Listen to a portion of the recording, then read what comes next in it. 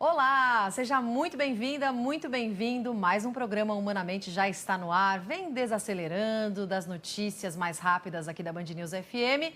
Vamos eu, Roberta Russo, doutor Daniel Barros, na conversa, na parceria entre a Band News FM e o Instituto de Psiquiatria do Hospital das Clínicas da USP, sempre na melhor análise médica. Tudo bem, doutor? Tudo jóia, Ru. Como é que foi a semana? Muito boa. Melhor agora, para a gente ter uma conversa muito importante, que eu tenho certeza que o nosso ouvinte vai se emocionar muito também. Hoje nós vamos conversar com uma convidada muito especial. É a mãe da Giovana, mas também uma das jornalistas mais respeitadas do país pela trajetória como apresentadora e repórter, âncora do Jornal da Band, do nosso Entre Nós, e que recentemente lançou um podcast Sou a Mãe Dela, contando a história da filha, com o objetivo de lutar contra o preconceito com os deficientes, ajudar mães que sofrem, inclusive com esse preconceito, e também colaborar para a inclusão.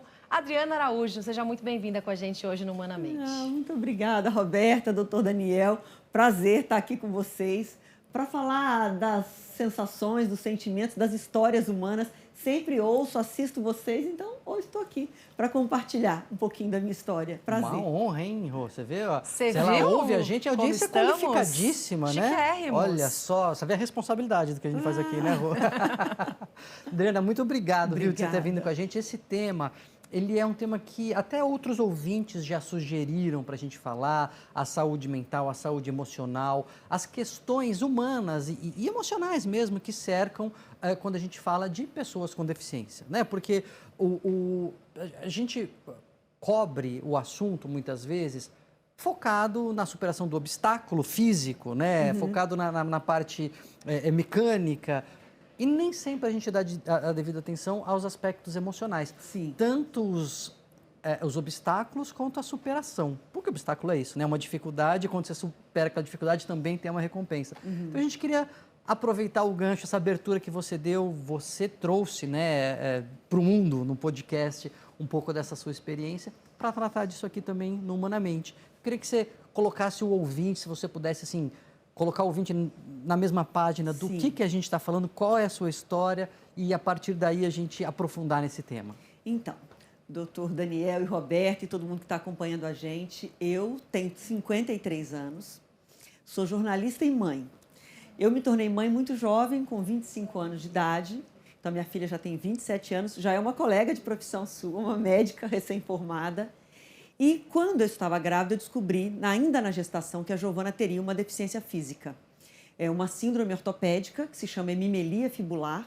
Ela não tem um osso da perna direita, não tem alguns dedos nos pés e nasceu com 2 dedos na mão direita. Então, é uma síndrome ortopédica que afeta a formação óssea, ainda durante a gestação, e que, para ela caminhar, ela precisou enfrentar um longo tratamento médico, 10 cirurgias, para que ela tivesse as pernas do mesmo tamanho. Ao longo da vida, ela foi fazendo cirurgias na perna direita, que era muito encurtada, e também nos pés, para que ela tivesse o apoio dos pés e as pernas no mesmo tamanho, equilibrada, para que ela pudesse caminhar. Hoje, ela é uma pessoa autônoma, completamente independente, pode caminhar.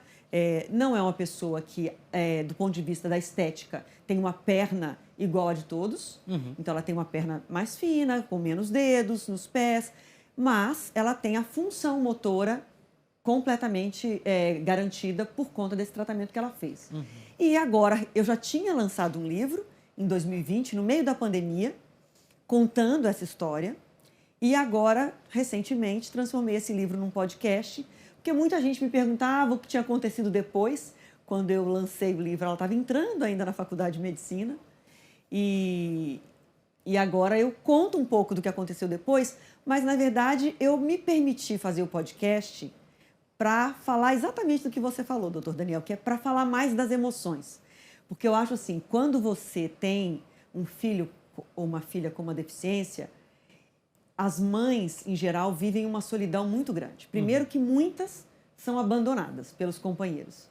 E depois, porque elas têm que vestir uma capa de heroína, porque elas sabem que dali para frente, com um filho, e a Roberta, mãe de uma criança pequena, ainda sabe que o filho já é muito transformador na vida de uma mulher. Você sabe que dali para frente tudo fica diferente. Quando é um filho ou uma filha com uma deficiência, você tem que vestir aquela capa de heroína porque você sabe que o filho virou uma causa. Você vai ter que lutar por algo que no nosso país é muito difícil e que no mundo inteiro ainda existe um preconceito muito grande. Então você veste ali aquela capa e você sai numa luta, muitas vezes numa carreira mesmo, numa corrida pessoal, e vai atropelando emoções. Não tem tempo, não tem quem ouça, não tem quem deseje conversar. Então, assim, você não tem condições de tratar dessas emoções que são muito profundas. E eu percebi, escrevendo o livro e agora fazendo podcast, que você precisa abrir o coração, que você precisa falar do que você sentiu, até para entender muitas dores, para perdoar situações que são muito conflituosas durante essa jornada. Então, o podcast é um podcast de emoções, sobretudo, mais do que falar da jornada médica. Eu acho que, Adriana, expondo as vulnerabilidades dessa história, você abre espaço de acolhimento para muitos sentimentos que as pessoas não sabiam dar nome, que elas não encontravam caminhos, até para se reconhecerem nessa história e entenderem mais sobre o assunto. Quem muitas vezes não entende nada sobre o assunto, não imagina como é a realidade das pessoas, do preconceito, enfim, das pessoas com deficiência e da luta também. Mas você fala muito sobre rede de apoio. Tem uma fala, acho que é no segundo episódio, sobre os médicos, né? Você diz, poxa, tanta gente fala sobre a falta de humanidade dos médicos e eu encontrei nos médicos um abraço, um acolhimento que foi fundamental na trajetória da Giovana. Eles ajudaram muito ao longo do processo, estão com você até hoje. Eu, ouvindo o podcast, provoquei um alagamento intransitável dentro do meu carro, dentro do meu próprio veículo, porque assim, fiquei muito emocionada. E como filha de médico e parceira do Dr. Daniel Barros aqui de trabalho, eu achei essa fala muito bonita também, sabe? De valorizando essa parceria com os porque médicos. assim, com o podcast eu falo das dores, dos preconceitos, da solidão, mas eu entendi que também era uma jornada de gratidão, que era uma oportunidade. Como o livro foi lançado no meio da pandemia, eu não encontrava as pessoas, eu mandei pelo correio um livro para cada um dos 2 ortopedistas que a Giovana teve, que são as pessoas que garantiram que a minha filha pudesse caminhar. E aí eu pensei, podia fazer uma jornada de gratidão. Então, eu vou contando ao longo dos episódios a importância que essas pessoas tiveram. E os ortopedistas, Roberta, eu não consigo falar deles sem me emocionar. Eu não sei se algum dia vai chegar esse dia de eu falar calmamente e não me emocionar. Porque as pessoas vão me perguntando deles, e eu fui gravando o podcast, a imagem deles vai aparecendo na minha frente, que são o Dr. César, de Belo Horizonte, do Hospital Ortopédico, o Dr. César Luiz Andrade, e o Dr. Amâncio Ramalho, aqui do Einstein, de São Paulo. Eu vou lembrando das expressões, das falas que eles me ofereceram de apoio ao longo da história, e eu não consigo não me emocionar. E assim, porque eles foram muito mais do que cirurgiões. Eles operaram a minha filha 10 vezes. O doutor César operou 3 vezes, o doutor Amâncio 6, e ainda teve um outro médico em Belo Horizonte que operou a mão da minha filha, o doutor Pardini, que fez uma cirurgia na mão direita dela. Mas o doutor César e o doutor Amâncio juntos, a caminhada junto com eles permitiu que a minha filha caminhe. Então, quando a minha filha chega em casa e fala assim, peguei o metrô, andei na Paulista com as minhas amigas, isso para mim é ganhar na loteria. Porque quando ela estava no meu colo com dias de vida, não havia certeza de que ela caminharia. Então, assim, eu não tenho controle emocional, equilíbrio para falar dele sem me emocionar. E eu também vivi o outro lado. Assim, eu tive uma experiência de um médico que olhou a Giovana caminhando ela já caminhava com 1 ano e 2 meses, cambaleando, usava um aparelho ortopédico na perna até a virilha, para poder ter sustentação na perna, que a perna era fraca ainda. Ela cambaleava, caía, mas era uma tentativa de fazê-la caminhar. E ele, numa consulta muito rápida, me falou, amputa, tira esse pé e está resolvido o problema. E aquilo foi tão violento para mim, a forma como foi dita, e ela já conseguia dar uns passinhos cambaleantes. E eu volto para o doutor César e ele não trata da Giovana, ele trata da mãe. Sabe assim, ele tratou a mãe que estava desesperada, que estava sem rumo e não sabia o que decidir, o que fazer. E pensava, será que é melhor tirar o pé fora e evitar cirurgias? E se ela morrer numa cirurgia? E se der tudo errado e lá na frente, depois de várias cirurgias, acabar na amputação? Então, assim, o seu coração está tão aflito. que quando eu volto para ele, ele não segura a onda do paciente, que era a Giovana. Ele me abraça. Então, assim, eu tenho por eles um negócio que é muito, muito, muito profundo. Sabe assim, falar deles, lembrar deles. Todas as vezes que eu falo, eu me emociono, porque assim, E o que eu disse para eles no final é assim, não existirá no mundo palavra suficiente para agradecer o que eles fizeram pela minha filha e por mim. Não tem. Eu acho que eles falam assim, chega de agradecer, você já agradeceu demais.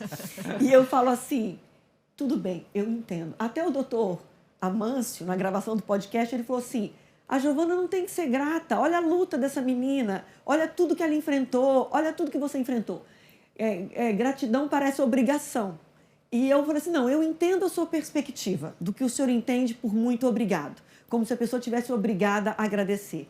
Mas eu fiz questão de falar para ele e registrei, e está no podcast, que assim, não me sinto obrigada a agradecer, me sinto profundamente grata. E a minha gratidão é um gesto de amor por eles, porque eu enxerguei em cada etapa o amor deles pela Giovana.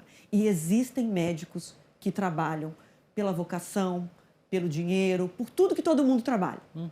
E por uma conexão sentimental de amor e de desejar ver o paciente bem e evoluindo. E eu tenho certeza que eu tive essa sorte na vida de encontrar 2 seres humanos extraordinários. E eu digo obrigada todas as vezes que eu posso. Ela se emociona e emociona a gente junto, né? Eu já tô aqui os ouvintes segurando no porque momento. Fico bem emocionada também.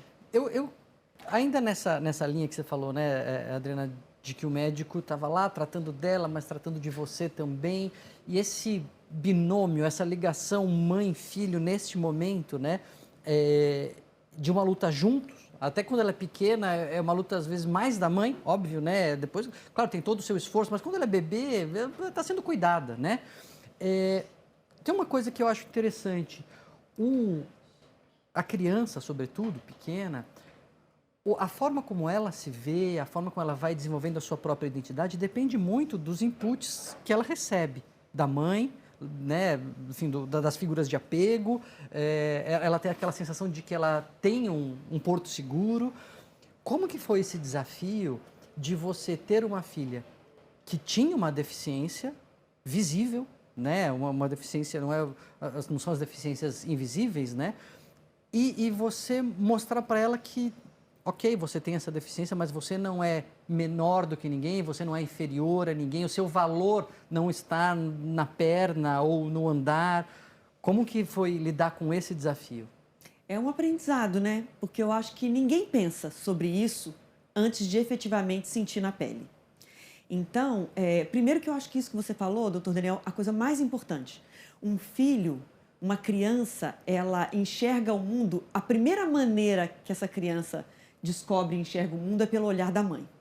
Então, assim, se o olhar que a mãe entrega para essa criança é um olhar de confiança, de que ela é capaz, de que ela é amada, essa criança também vai crescer com esses sentimentos em relação aos outros, que ela já vai receber isso nos primeiros olhares que ela colher do lar, né, de dentro da casa, da mãe, do pai, mas a conexão com a mãe é muito profunda, né? Então, eu acho que é muito importante. É por isso que eu acho tão importante falar das mães, falar da inclusão, falando das mães de pessoas com deficiência, porque como uma mulher vai entregar para o seu filho recém-nascido com uma deficiência esse olhar de confiança, esse olhar de que essa criança é capaz, se socialmente ela é muitas vezes julgada, muitas vezes ela escuta frases de julgamento pelo fato da criança ter nascido com uma deficiência dentro da própria família.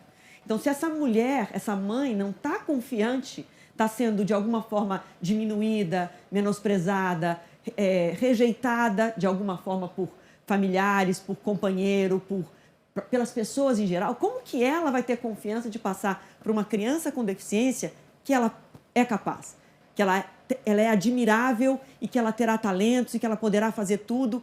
É muito difícil. Mas o que eu sinto, assim, eu tive um amparo muito grande dos meus pais. Eu tive uma maternidade solo nos primeiros anos da minha vida com a Giovana, mas um amparo muito grande dos meus pais, das minhas irmãs. Então, no nosso núcleo familiar ali, eu estava com uma proteção e um amparo muito grande, que isso me ajudou muito a me fortalecer.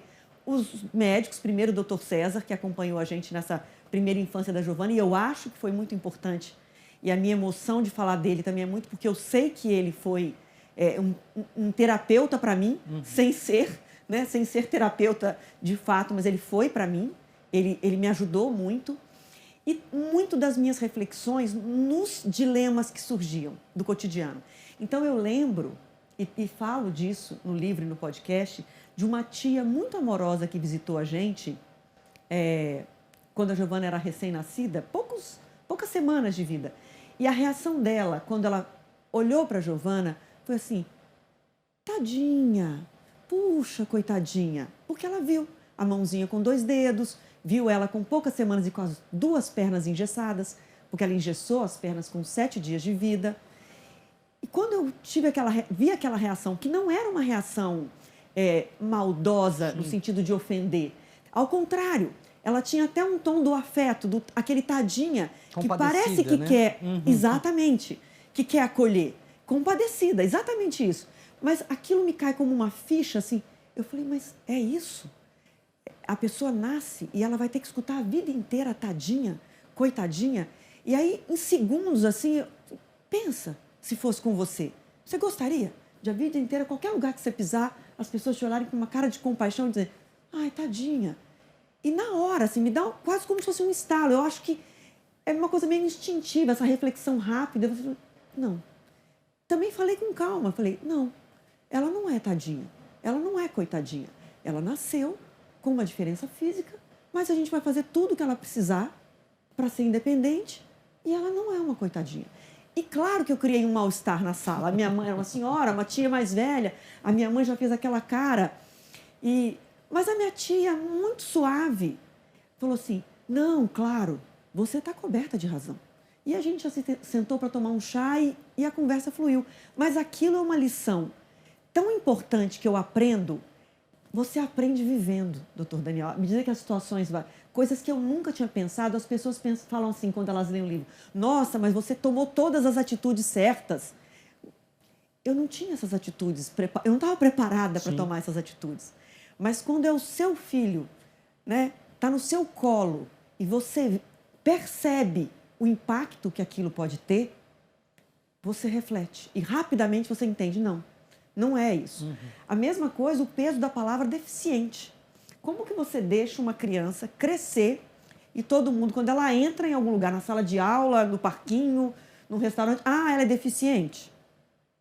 Sua filha é deficiente. E naquela época, a gente está falando de 97, as pessoas falavam coisas muito piores. Puxa, nasceu com problema. Tem defeito na mão, né? As pessoas falavam coisas aleijado, como... né? Aleijado. Quantas vezes eu escutei, ela é aleijada. Quantas vezes eu escutei essas palavras? Só que assim, eu fico pensando, eu acho que não usaria essas palavras. Talvez eu tivesse uma empatia, eu acho que tenho, de não usar, nasceu com defeito. É aleijada. Mas eu nunca tinha pensado na dor que essas palavras provocam até escutá-las direcionadas à minha filha. E quando elas são direcionadas à minha filha, a vida toda, com muita calma, eu disse, não é assim que fala. Não nasceu com defeito, não é aleijada, não é assim que fala. Aí no começo, eu também entendo que no começo eu usei, ela nasceu com uma diferença física. Porque de alguma forma eu quis proteger a Giovana da palavra deficiência física. Eu queria que ela ganhasse uma maturidade de chegar ao ponto de entender a condição dela, que sim, ela é uma pessoa com deficiência física. E é importante ter consciência disso. Mas eu também fui aos poucos nesse processo. Vou aproveitar esse gancho dessa fala, Adriana, para já colocar uma outra coisa relacionada, que é um pouco do que a gente vê em várias situações de pessoas acabarem introjetando determinados preconceitos, se colocando algumas limitações que elas enxergam que o outro enxerga nela e aí ela acaba se enxergando dessa maneira. Como que você contornou isso para que justamente a Giovana soubesse que ela podia né? Que o que ela quisesse, ela podia enfim, você tinha que se convencer e tinha que convencer ela. Como é que foi essa construção também? Tentando, deixando ela tentar tudo que ela quisesse. Ela queria dançar balé, ela dançava balé de all-star, porque não tinha sapatilha aqui, o pezinho dela todo suspenso, ela não tinha um apoio, tinha que ser tênis de cano alto, que era a única coisa que parava no pé dela. Dançou balé de all-star. Queria lutar judô, com 5 centímetros de diferença entre as pernas, ela entrava no tatame cambaleando, eu ia lá, conversava com o professor, ela brincava de lutar judô. Eu só tive dificuldade com o piano. Ela pediu para tocar piano, eu enrolei. Inclusive, o capítulo que saiu, o episódio do podcast, eu conto essa história até que eu conheci um amigo do meu marido, que é o Abu da Giovana, o pai da Giovana, e um dia eu contei essa história para ele, que eu resisti ao piano. Ele sentou ao piano e tocou várias músicas com 7 dedos e falou, traz ela para aula. E aí, com 7 anos, ela foi fazer aula de piano. E eu também precisei dessa lição, porque eu também estava com medo e foi o professor de piano que me encorajou a não ter medo. Então, assim, e repetindo um mantra, assim, eu sempre disse para ela, você pode tentar tudo. Ninguém é perfeito em tudo. Ninguém tem todas as habilidades do mundo. Não é porque ela nasceu com uma diferença física que ela é menor, ela é insuficiente. Eu acho que esse é o peso da palavra deficiente. É você, na largada, dizer para uma criança, você é insuficiente, você não basta. Você não tem tudo o que é necessário para ser uma pessoa. É como se fosse uma subcategoria de pessoa. E eu nunca deixei ela se sentir assim. Eu sempre disse para ela, não, você nasceu com uma diferença física, depois ela amadureceu. Eu expliquei para ela o que é uma pessoa com deficiência e você é capaz. Você pode tentar tudo e você vai descobrir quais são as suas habilidades. Feito eu. Eu posso tentar tudo. Eu não tenho habilidades para um monte de coisa. Ninguém tem habilidades para tudo. Então, eu fui lentamente, assim, aquele trabalho de mãe formiguinha, sabe? Que vai fazendo, e que eu acho que é contínuo. Na entrada na medicina, foi preciso conversar com ela e dizer, olha, você pode ter situações desafiadoras. Tente tudo. E ela tentou, fez parto, suturou e faz tudo isso. Então, assim, acho importante esse trabalho de formiguinha. E como é que ela, Giovana, lidava, principalmente na infância, na adolescência, com o preconceito? Na infância, muito bem. Eu acho que essa base aí deu para ela uma segurança. Então, na infância, muito bem. Ela, com 6 anos de idade, já respondia as perguntas. Quando alguém falava assim, é coitadinha, ela mesma já repetia o mantra do coitadinha não.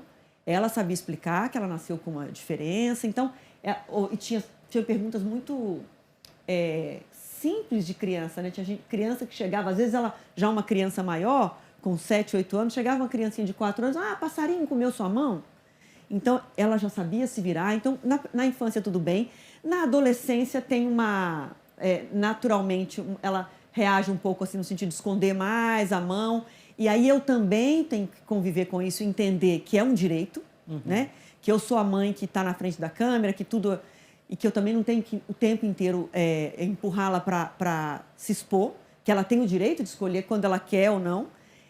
E depois que passa pela fase da adolescência, que é uma fase assim, emocionalmente de transição, eu acho, ela depois vai bem. E ela é muito tranquila, muito tranquila. Ela está habituada à reação das pessoas, que tem gente que reage com muita naturalidade, tem gente que, sobretudo em relação à mão direita, quando vai cumprimentar, fica um pouco sem jeito, e ela reage com muita naturalidade. Ela aprendeu, criança, a entregar a mão direita para cumprimentar as pessoas. Porque pequenininha, ela começou a tentar cumprimentar com a mão esquerda, que é a mão que ela tem os 5 dedos.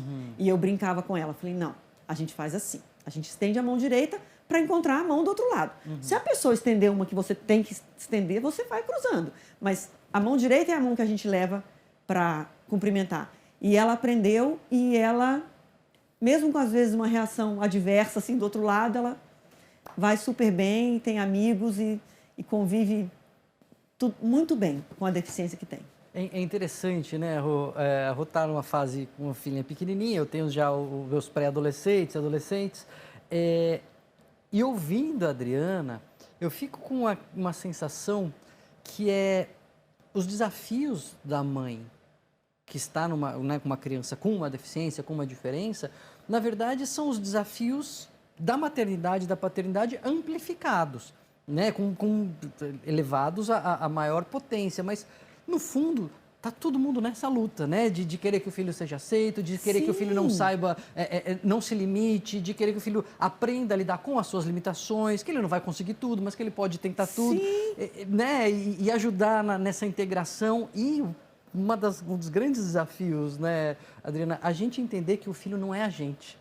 Ele não é um mini eu que a gente vai, que você falou, eu sou assim, mas agora, sobretudo quando está ficando adolescente, ela não sou eu, ela é uma outra pessoa e ela vai ter outras escolhas. Até aqui eu estava ajudando mais na superação, agora ela vai encontrar outros caminhos de superação.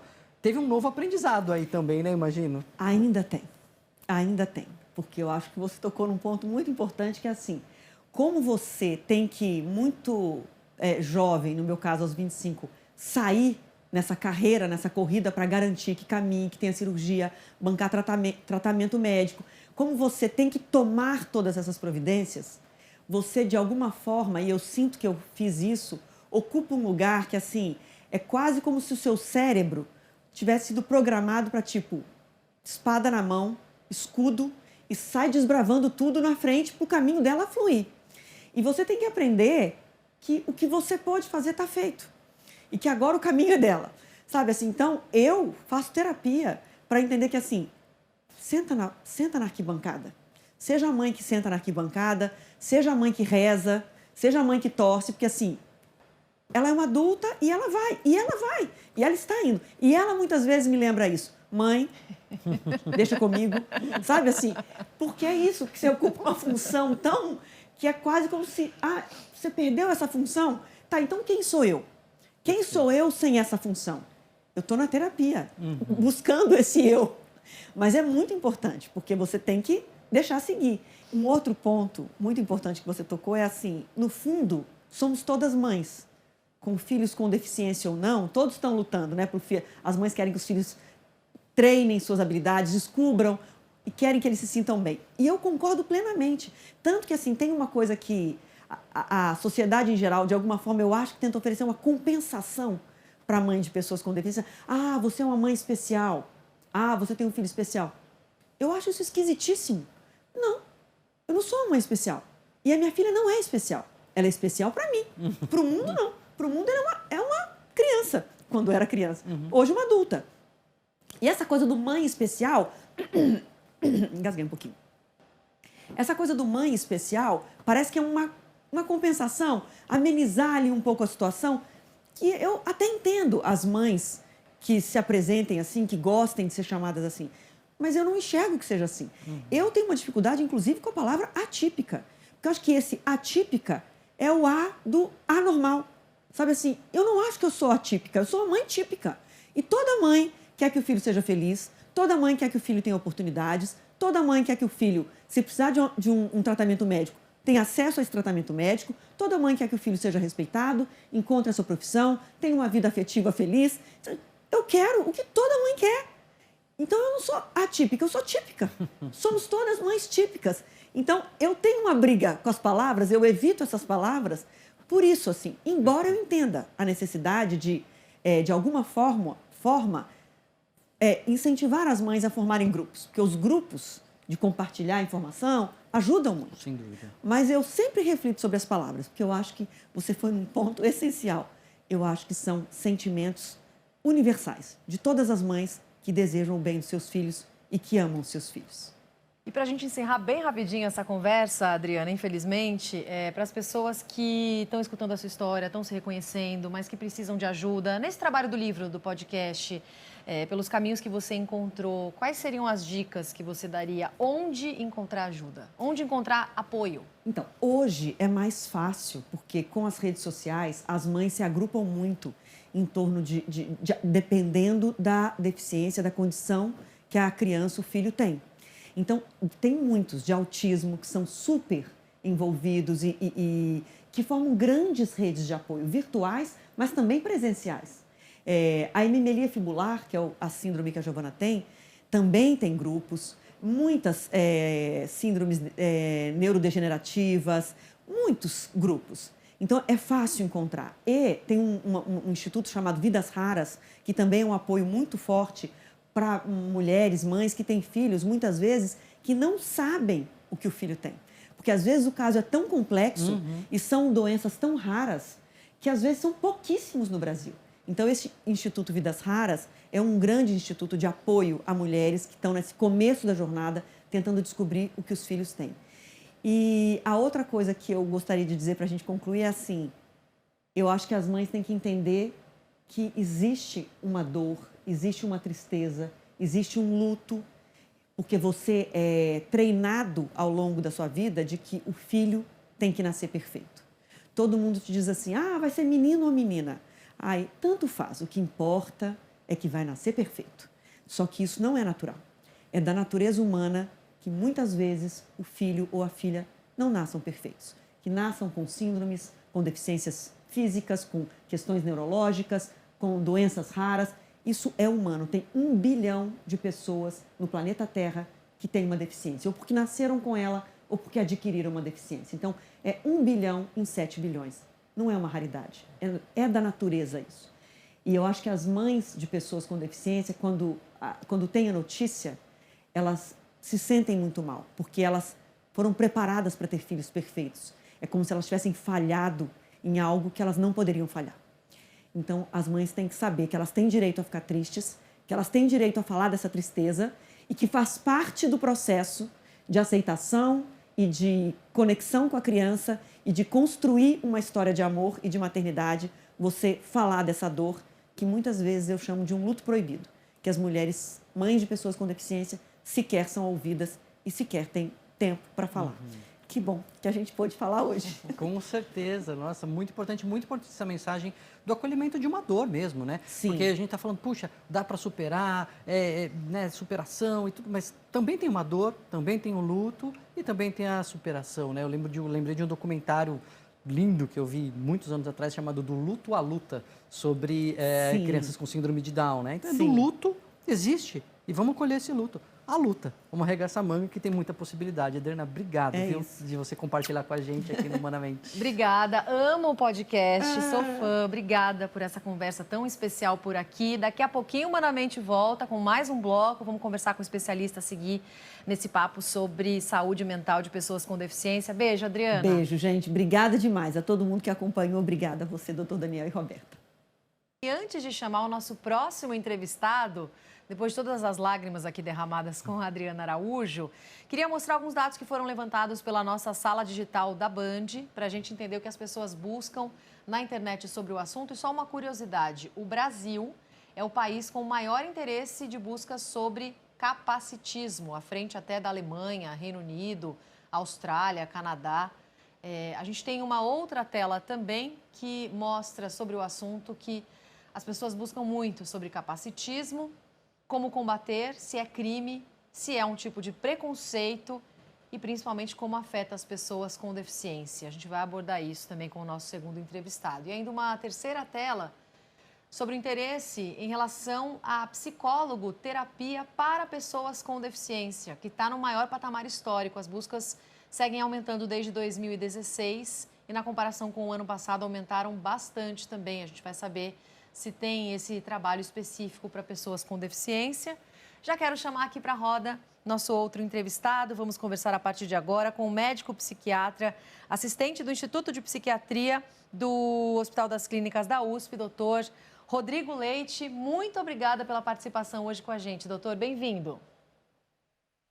Obrigado, Roberto. Obrigado, Daniel, pelo convite. É um prazer estar aqui. Igor, a gente já viu aqui na sala digital da Google que a busca por terapia e por atendimento psicológico para pessoas com PCD no Google mais do que dobrou nos últimos 3 anos. Ali eu vi de 2022 para cá foi o dobro, né? Isso reflete uma consciência maior das pessoas sobre o tema, mas também eu acho que, de alguma maneira, eu não sei se isso reflete que as pessoas estão sofrendo mais e aí buscando mais terapia. Você que está envolvido, né, na psiquiatria transcultural, na psiquiatria que trata de outras formas de vida, né? A gente está falando de pessoas diferentes muitas vezes. O que você tem percebido com relação especificamente à demanda, à busca das pessoas para terapia, para atendimento psiquiátrico das pessoas com deficiência? Muito interessante esse dado, porque a gente observa, de fato, um aumento da procura dos profissionais da equipe multi, que a gente fala, né? Incluindo psicologia, terapeuta ocupacional, fonoaudiologia.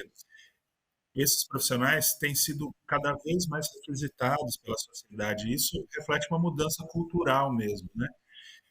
Dentro de uma perspectiva de um modelo biopsicossocial da deficiência, não só buscando a questão médica, né, mas entendendo que o segmento dessas pessoas ele é longitudinal, ele é ao longo do tempo, ele precisa de profissionais que estejam realmente caminhando do lado dessas pessoas. Eu acho que isso reflete uma mudança de uma tomada de consciência aí da sociedade em relação à realidade das pessoas com deficiência, que exige cuidados contínuos, exige suporte contínuo e também não dá para deixar de incluir uma diminuição do estigma relacionado à saúde mental, né? Justificando aí, explicando, pelo menos em parte, esse aumento da procura por psicólogos em relação ao cuidado das pessoas com deficiência. A gente falou com a Adriana Araújo bastante sobre acolhimento, né, doutor? Sobre rede de apoio também. E aí é claro que também entra o trabalho da terapia dos psicólogos e psiquiatras com essas pessoas que encontram deficiências. Hoje, quais são as maiores dificuldades que o senhor acompanha, também os transtornos mais frequentes das pessoas com deficiência? O que a gente observa, existem diferenças entre pessoas que têm deficiência congênita, né, que nasceram com deficiência, e pessoas